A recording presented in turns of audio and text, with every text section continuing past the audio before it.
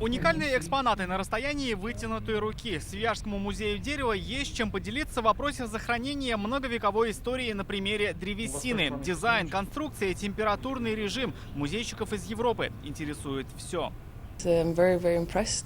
Очень и очень впечатлена, что за столь короткое время удалось собрать в таком виде и едином месте и экспонаты, и выставки, используя интерактивные элементы.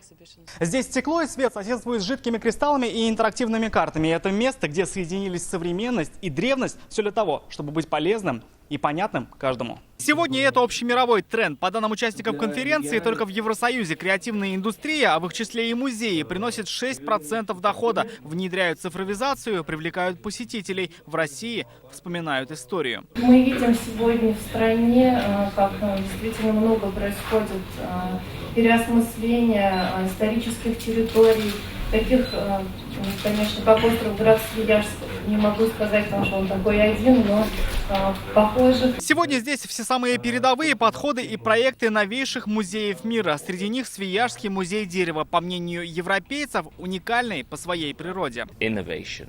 Инновационный, интерактивный, современный музей 21 века. Я буду болеть за него в следующем году, когда будет выбираться лучший музей Европы.